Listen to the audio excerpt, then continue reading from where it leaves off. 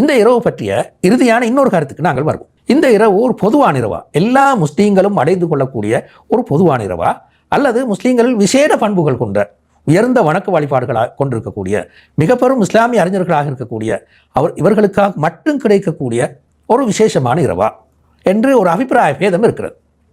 அதில் இமாம் தபரி அவர்கள் சொல்லும் கருத்து மிகவும் பொருத்தமானது. அவர்கள் கூறுகிறார்கள், அது ஒரு பொது இரவு, குறிப்பிட்ட ஒரு சாராருக்கு மட்டும் கிடைக்கக்கூடிய, மிக கூடுதலாக வணக்க வழிபாடுகளில் ஈடுபடுகின்ற வணக்கவாளிகளுக்கு மட்டும், அல்லது இஸ்லாமிய சிந்தனையை புரிந்து அதற்காக பணி செய்கின்ற, இஸ்லாத்துக்காக உழைக்கின்ற மனிதர்களுக்கு மட்டும் உரிய ஒரு இரவு அல்ல. அவர்கள்தான் அந்த இரவின் அடையாளங்களை கண்டுகொள்வார்கள். எனவே அவர்களுக்கு மட்டும் உரியதுதான் இந்த இரவு என்பது அல்ல. மாற்றமாக அல்லாஹ் தஆலா இதனை பொது இரவாக ஆக்கியிருக்கிறார். எந்த ஒரு முஸ்லிமும் இந்த இரவை நாட்டம் வைத்து அந்த இரவுகளிலே தொடர்ந்து நின்று வணங்கி இறுதி 10 இரவுகளையும் கவனமாக தொடர்ந்து வணங்கி வந்தால் அவரும் அந்த இரவை பெற்றுக்கொள்ள முடியும். நான் லைலத்துல் கத்ர் இரவை பெற்றுக்கொண்டேன் என்று அறியாமலேயே அவர் அந்த இரவை பெற்றுக்கொள்ள முடியும். கண்டிப்பாக நான் அந்த லைலத்துல் கத்ர் இரவை பெற்றுக்கொண்டேன் என்று அறிந்திருக்க வேண்டிய அவசியம் கிடையாது.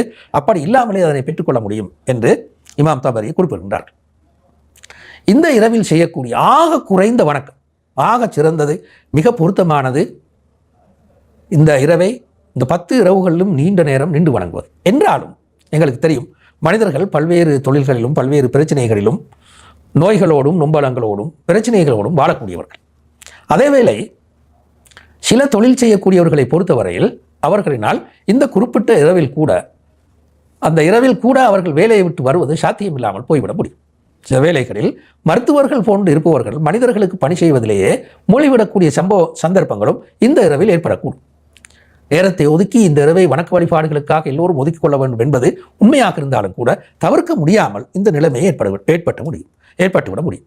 அந்த நிலையில் ஆக குறைந்தது என்ன செய்ய வேண்டும் என்பது பற்றி ஒரு ஹதீஸை இங்கே நாங்கள் சொல்கின்றோம்.